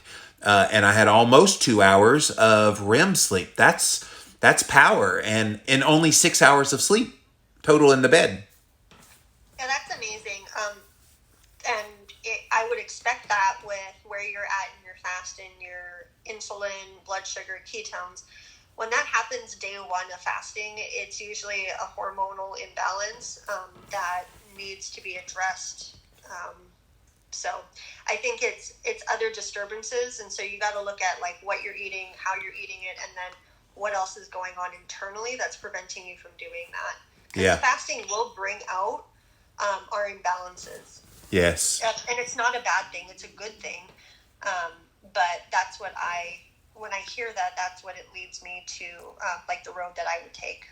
And then Dax, she mentioned the vulnerability. I'm sorry, Ray, if you were saying something. Go ahead. No, I just wanted to say thank you very much. Yeah, that's really helpful. I think it's a good process to be able to look at the layers of it and just be really honest as far as, you know, what's real and what's there. So that's real helpful. Thank you, Caitlin. Dax, I want you to hit on the vulnerable part.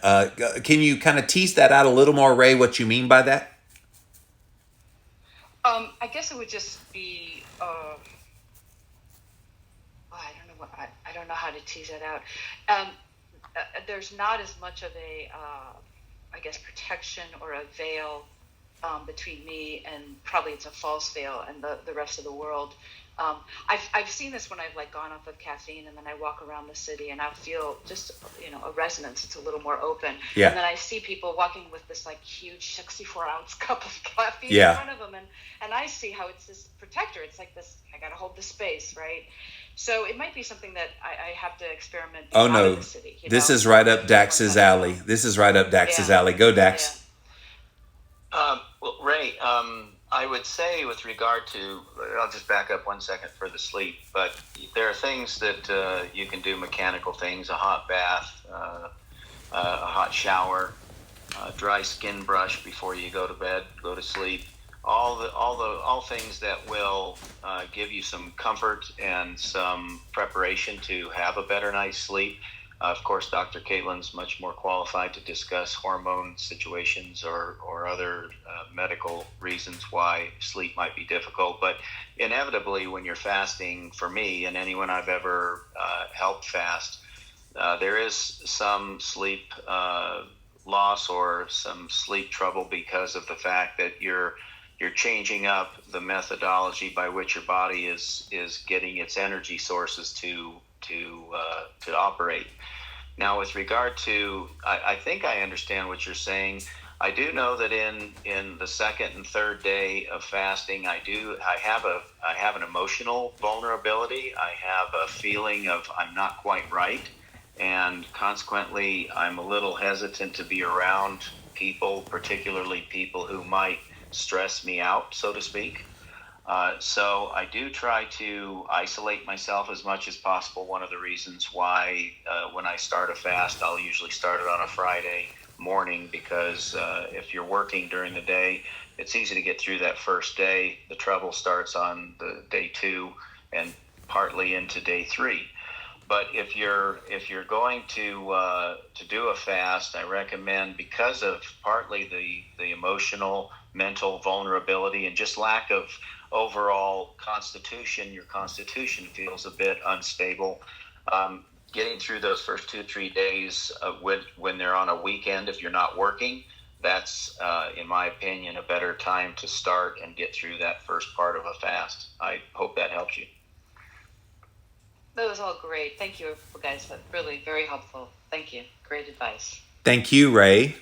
And it looks like we lost Caitlin. I don't know if she had to go, but it's me and you, Dax. Benjamin, you're up next. Hello, everyone. Hey. I'm from KL, Malaysia. Welcome. So, right now it's 4 a.m. So 4 a.m. God bless you. So, coincidentally, I'm on the 3rd day of my water fasting. So, nice. Just thank you for this room. Thank you. Yeah. So, what's your experience like? Yeah, so I'm actually an entrepreneur and pastor at the same time. Yes. And I'm actually doing this actually for spiritual reasons. Yes. And I've done 3 days a couple of times. This round I plan to go for 5 days. And every time, I just share a little bit about the benefits. Please. You know, when I do this, I actually spirit, soul, and body. And when I do it, I get my spiritual senses get stronger. And for me, I could hear God better and able to minister to the people and speak the right word of encouragement to the people. This round, not just myself doing, my whole church are doing it together, at least 3 days. Wow. Yeah, and I gained so much benefits. So even in my body, because someone was talking about sleep. Actually, it helps me to have quality sleep with just lesser hours. So even my body rate, like the last few days, I dropped from 66 kilo to 63 kilos. And my energy on the third day is now is the highest now. My first day and second day was kind of like lethargic a bit, but third day onwards is like, the energy is kicking in. Yes. So I have two questions. Yes, One sir. is why water and salt, all right, during this water fasting? Yes. And another question is like, what are the best food to break my fast, after like 5 days or 7 days? Yeah, thank you. Great questions. And why water and salt? Dax, you and I are both purists with this. I think it's because it just kind of streamlines what's basic for your needs in the midst of a fast. Like we were talking about earlier with someone, I forget who it was that's in the audio. Are you still here? I can't see. Oh, there she is. Janice. When Janice mentioned that she had avocado and she had the bulletproof coffee, she felt there was this need. And even Dawn, when she was up on stage, I've got to have that tablespoon of the fat because I need it throughout the day because I need it. And I think sometimes we think we need things when really, when you break it down to its bare essence, the only thing you need is water and salt. Yeah, too. Also, Jimmy, I think Benjamin was asking about, I think, the reason for the salt. Benjamin, your electrolyte balance tends to take a hit when you fast because there is a certain amount of leaching from the water from your body. And so the electrolytes are probably the next most important thing next to the water that you're using for the fast in order to keep your mechanical processes operating efficiently. So Jimmy, of course, uses the Redmond salt. I use a Himalayan pink salt, but that will help to replenish the potassium, magnesium, and sodium that your body really needs to get to keep things moving along properly. So that's why we incorporate the salt along with the water. And remind us of your second question again, Benjamin.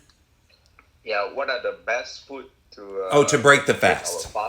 Yes. So we're going to get into this, and I know you're listening at 4 a.m., so I'm going to go ahead and tell you now so you don't have to come back tomorrow at 4 a.m. Because we're going to mention this later, but we'll go ahead and share it now. So always start slow. So get just a little something on your stomach about an hour before you officially break your fast. So if that's a small salad, I know some people like bone broth, just something, just a little, maybe 100, 150, 200 calories at the most worth of something. And what that does is it helps to return the blood flow back to your stomach again, because basically it's lied dormant all during the fast. So you don't want to start introducing, quote, normal amounts of food when you don't have blood flow going to the stomach. So what this little bit does is it primes that blood going back.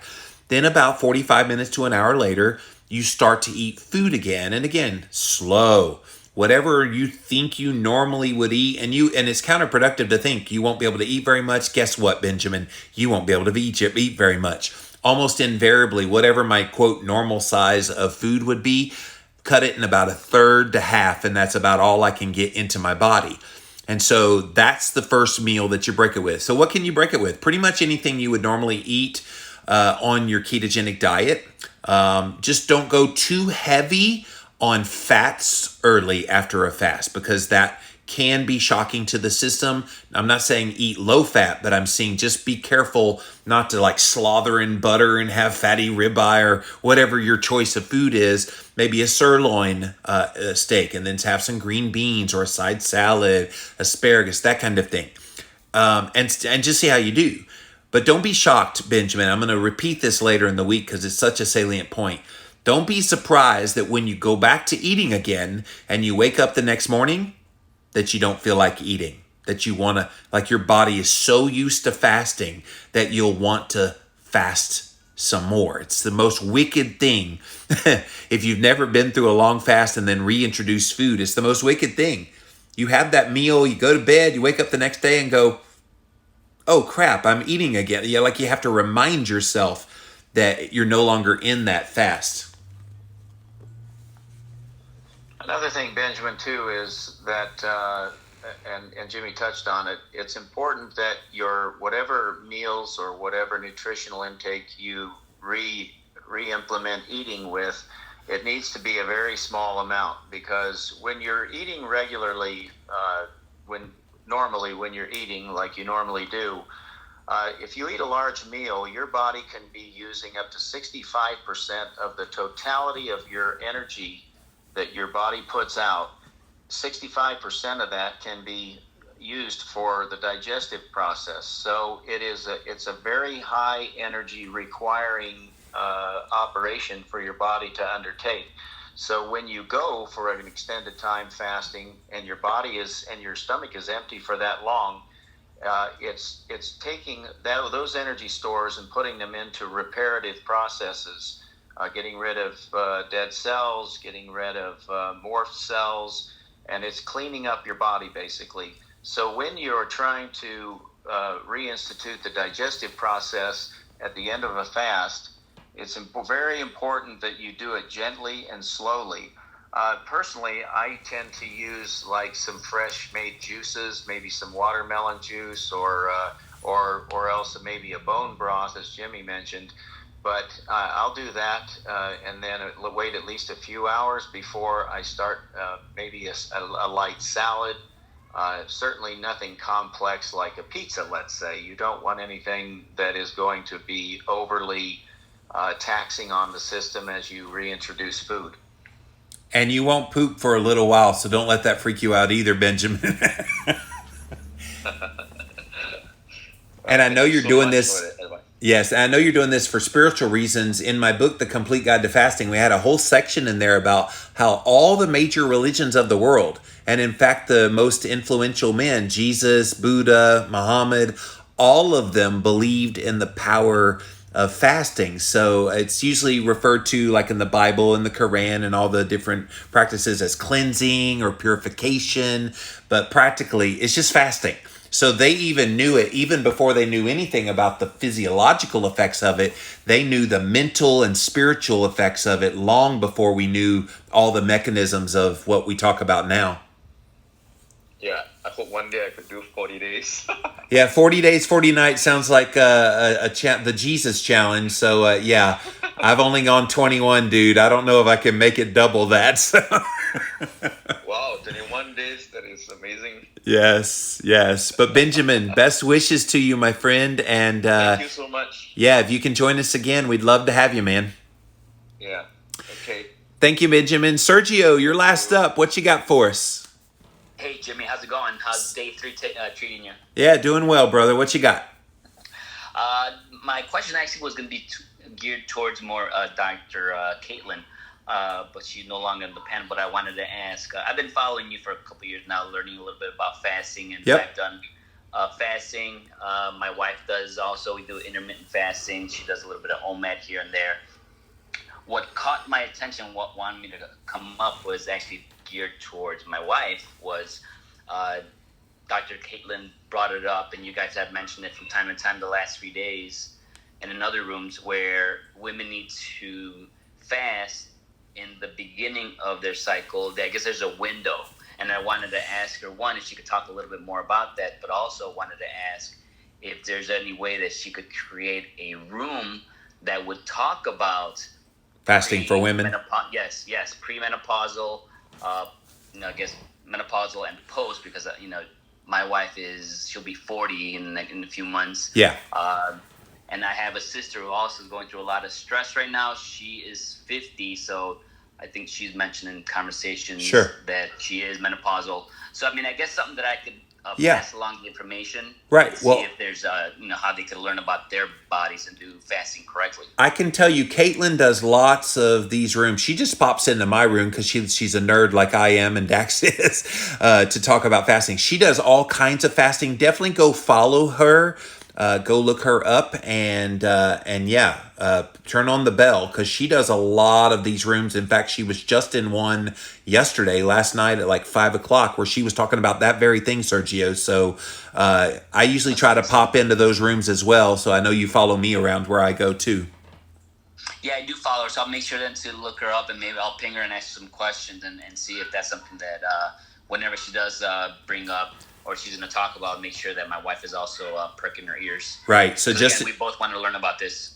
Absolutely. Just in general, for the people that did not know what Caitlin said, she said, if you're a woman, the best time to fast is at the very beginning of your cycle. So days 1 through, I think it was 11 is what she said. And so that first week of your cycle, and it'll probably help with some of the cramping. It'll help with some of the, the usual suspect things. And maybe you get through it a lot faster, or at least less painful.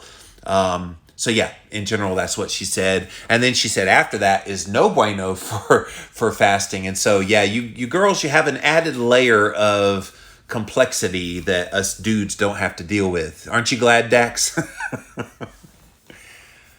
Yes, absolutely. I was just thinking that earlier when Caitlin was discussing the optimal times for fasting for women. I thought I am so thankful that I am just, guys are not nearly as cool as gals. Gals No. are great. And, guys are we're just kind of lunks that plod along and hopefully get through life okay.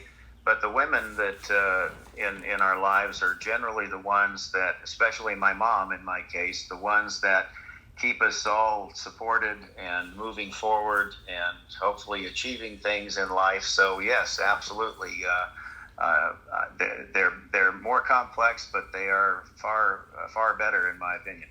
Yeah, much love to our ladies out there. Thank you guys for being here. And I love it because there is this notion that women should not be fasting at all. And I think that's ludicrous. One of my great people over here on the Jimmy on Clubhouse room, she's giving me hearts like crazy over here right now, is Dr. Kat. She's a big fan of fasting. She's done it for years, done many fasts. She didn't even know about having to do it within certain days of her cycle. She's just been doing it all over the board. So, yeah, I think it's going to vary from person to person, but it's good general advice for every woman out there.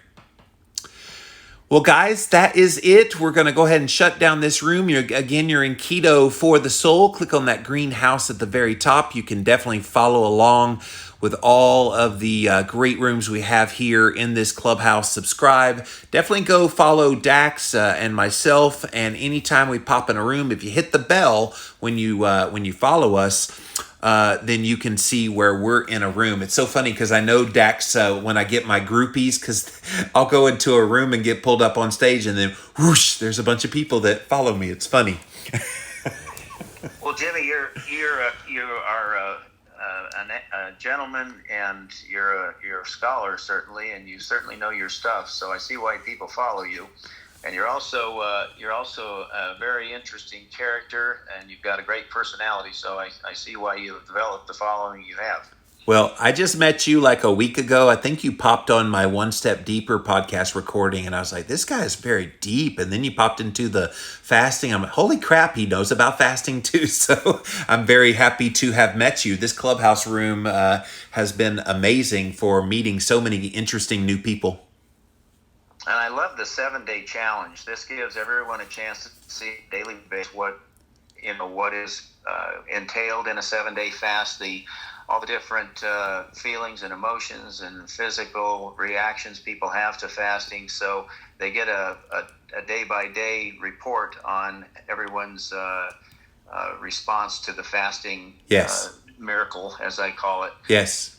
And hopefully we're demystifying it, because I think a lot of people are intimidated by fasting. Oh my God, I'm going to keep getting hungrier and hungrier. I'm going to keep getting weaker and weaker. And I'm over 75 hours in fasting, guys, and I have more energy. My brain is on fire. I'm always energetic, but you would think I would be lethargic, but I'm just the opposite.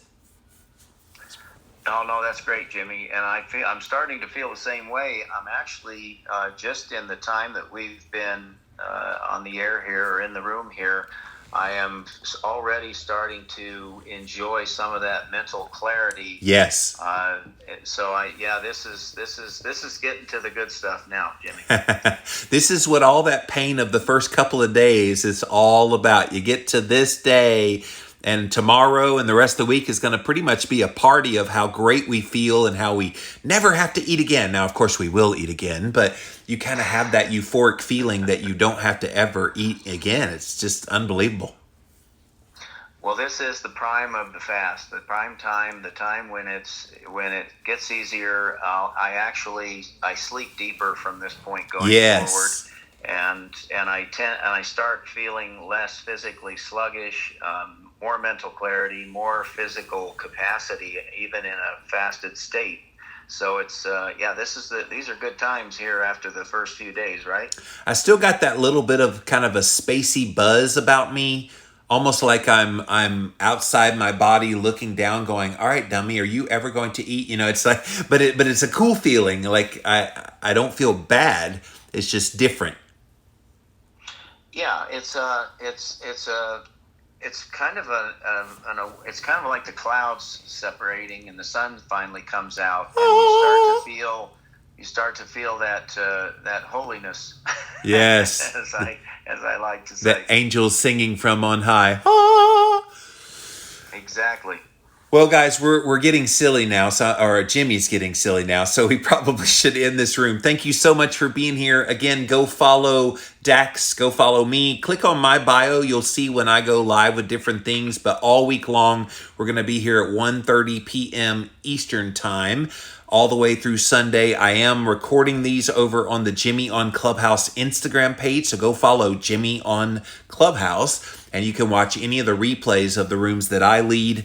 All of these fasting videos are over there on IGTV. They're also up on YouTube. If you type in a keyword Jimmy on Clubhouse, you'll find them there. Trying to make all of this content accessible because that's one of the flaws, Dax, is you can't really save unless you do an external source of recording. But anytime you see that red dot and then REC, just know I am recording that, and you'll be able to watch the replay if you come in late. It's my understanding, Jimmy, that they're going to be implementing something here on Clubhouse. Yes. That's going to allow people to share in a more efficient way. Yes. So I'm looking forward to that too. Because it's clunky. I appreciate you having me up here, Jimmy. Thank you much. Yes, sir. And we'll look forward to seeing you tomorrow, day 4. That should be an exciting day. Absolutely. Yeah, it's clunky. I've got my iPhone taking a video of my iPad Pro, and then it's not efficient. But yes, I look forward to the efficiency. And yeah. All right. Well, guys, thank you so much for being here. We will see you around the Clubhouse.